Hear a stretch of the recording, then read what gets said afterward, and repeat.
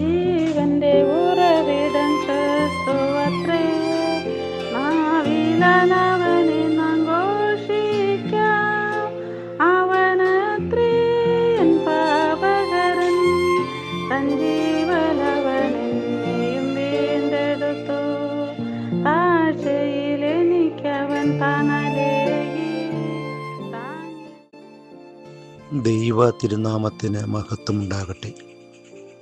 അനുഗ്രഹീതമായിരിക്കുന്ന ഒരു ക്രിസ്തുമസ് കൂടി ആഘോഷിക്കാൻ എല്ലാവിധ ഒരുക്കങ്ങളുമായി കാത്തിരിക്കുന്ന സമൂഹത്തിൻ്റെ മധ്യത്തിൽ പ്രിയമുള്ളവരെ, ക്രിസ്തുമസ് ആഘോഷത്തിൻ്റെ ലഹരിയിലും തിമിർപ്പിലും ആയിരിക്കുമ്പോൾ ഒരു വാക്യം നമ്മുടെ ശ്രദ്ധയിലേക്ക് ഇങ്ങനെ പെടുത്തുവാൻ ഞാൻ ആഗ്രഹിക്കുക. 2000 വർഷങ്ങൾക്കപ്പുറം യേശുക്രിസ്തു ഭൂമിയിൽ ജാതം ചെയ്ത സദ്വാർത്ത അറിയിച്ചുകൊണ്ട് മാലാഖമാർ ഇവണ്ണം പാടി.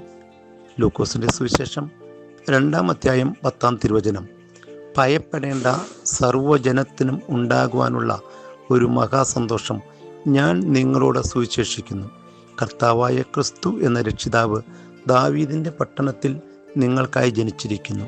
പ്രിയമുള്ളവരെ, ആ കാലഘട്ടത്തിൽ മനുഷ്യൻ സമാധാനം നഷ്ടപ്പെട്ട് സ്വസ്ഥതയില്ലാത്തവരായി അടിച്ചമർത്തപ്പെട്ട ജനം ദൈവത്തോട് പ്രാർത്ഥിച്ചുകൊണ്ടിരുന്നപ്പോൾ അവരുടെ പ്രാർത്ഥനയ്ക്ക് ഉത്തരമായി സ്വർഗം പ്രസാദിച്ച് അവർക്ക് വേണ്ടി ഭൂമിയിലേക്ക് പുത്രൻ തമ്പുരാനെ ശിശുവായി ഭൂമിയിൽ ജാതം ചെയ്യുവാൻ തയ്യാറായി വന്നപ്പോൾ സ്വർഗം നമ്മോട് പറഞ്ഞു, ഭയപ്പെടേണ്ട, നിങ്ങൾ സർവ്വജനത്തിനും ഉണ്ടാകുവാനുള്ള സന്തോഷം ഇതാ ഭൂമിയിലേക്ക് പിറന്നിരിക്കുന്നു.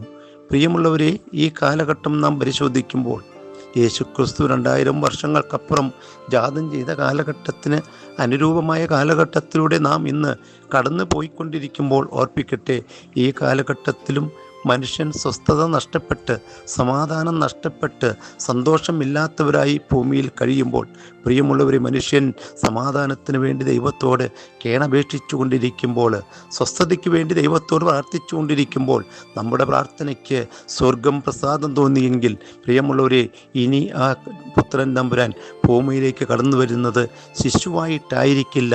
പിന്നെയോ നമുക്കറിയാം, മധ്യാകാശത്തിൽ നമ്മെ ചേർക്കാൻ അതേ രക്ഷകനായിട്ട് കടന്നു വരേണ്ട സമയം സമാഗതമായിരിക്കുക. ഈ കാലഘട്ടത്തിൻ്റെ ലക്ഷണങ്ങൾ, ഈ കാലഘട്ടത്തിൻ്റെ അടയാളങ്ങൾ അത് നമ്മെ വിളിച്ചോതുമ്പോൾ, പ്രിയമുള്ളവരെ, ഈ 2024 ക്രിസ്തുമസിൽ നാം ഓർക്കേണ്ട ഒരു കാര്യമുണ്ട്.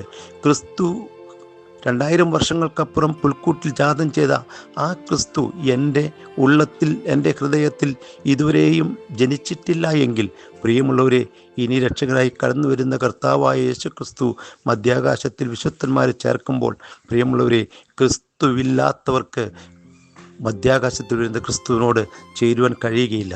അതുകൊണ്ട് ഈ 2024 ക്രിസ്തുമസ് നമ്മുടെ ജീവിതത്തിൽ ക്രിസ്തു ജനിക്കുന്ന, ക്രിസ്തുവുള്ള, ക്രിസ്തുവിനെ ഉരുവാകുന്ന ഒരു ക്രിസ്തുമസാക്കി മാറ്റുവാൻ നമുക്ക് സാധിക്കണം.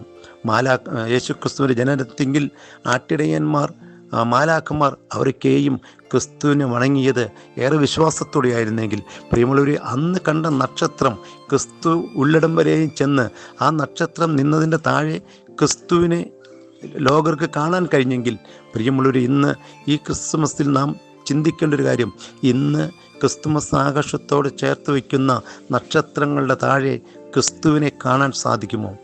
ക്രിസ്തുവിന് കിടക്കാൻ, ക്രിസ്തുവിന് വസിക്കുവാൻ കഴിയാത്ത സാഹചര്യത്തിൻ്റെ മുകളിൽ ക്രിസ്തുമസിൻ്റെ ആഘോഷത്തിൻ്റെ നക്ഷത്രങ്ങൾ വിരിച്ചു വെച്ചതുകൊണ്ട്, പ്രിയമുള്ളവരെ, ഒരു കാര്യവുമില്ല എന്ന് നാം തിരിച്ചറിയണം. അതുകൊണ്ട് കർത്താവിൻ്റെ വരവേറ്റവും ആസന്നമായിരിക്കുന്ന ഈ കാലഘട്ടത്തിൽ, പ്രിയമുള്ളവരെ, നാം ഓർക്കേണ്ടത്, എൻ്റെ ഉള്ളത്തിൽ ക്രിസ്തു ഇതുവരെയും ഉരുവായി തീർന്നില്ല എങ്കിൽ ഈ ക്രിസ്തുമസിൽ വാസ്തവമായി എൻ്റെ ഉള്ളത്തിൽ ക്രിസ്തു ഉരുവാകുന്ന ഒരു ക്രിസ്തുമസായിട്ട് അതിനെ മാറ്റണം. ഒരു വിശുദ്ധിയുടെ നാളുകളായി ഈ നാളിനെ നമുക്ക് മാറ്റുവാൻ കഴിയണം. അങ്ങനെയെങ്കിൽ മാത്രമാണ്, പ്രിയമുള്ളവരെ, സകല ജനത്തിനും ഉണ്ടാകുവാനുള്ള സന്തോഷം എനിക്ക് എൻ്റെ ജീവിതത്തിൽ അനുഭവിക്കാൻ കഴിയുകയുള്ളൂ. ഇന്ന് പലപ്പോഴും ക്രിസ്തുമസ് ആഘോഷിക്കുമ്പോഴും സ്വസ്ഥത നഷ്ടപ്പെട്ടവരായി മദ്യത്തിൻ്റെയും ആഘോഷത്തിൻ്റെയും പിന്നാലെ ക്രിസ്മസ് ആഘോഷിച്ച് ക്രിസ്തുമസിന് ശേഷം വീണ്ടും അസ്വസ്ഥരായിത്തീരുന്ന സമൂഹത്തിന് മധ്യത്തിൽ, പ്രിയമുള്ളവരെ, മറ്റുള്ള ലോകപരമായിരിക്കുന്ന ആഘോഷങ്ങൾ വെടിഞ്ഞ്, അത് വേണ്ടെന്നില്ല, അതെല്ലാം വിശ്വാസത്തിൻ്റെ പരിധിയിൽ നിർത്തിക്കൊണ്ട് എൻ്റെ ജീവിതത്തിൽ ക്രിസ്തുവിന് കിടക്കാൻ പറ്റിയ ഒരു സാഹചര്യം ഹൃദയത്തിൽ ഉരുവാക്കി കൊടുത്തുകൊണ്ട് ഒരു ക്രിസ്മസ് ആഘോഷിക്കാൻ 24 നമുക്ക് സാധിക്കട്ടെ എന്ന് ആത്മാർത്ഥമായി പ്രാർത്ഥിച്ചും ആശംസിച്ചും വാക്കുകളെ നിർത്തുന്നു. ദൈവനാമം മാത്രം അകത്തു നടക്കട്ടെ. ആമേൻ.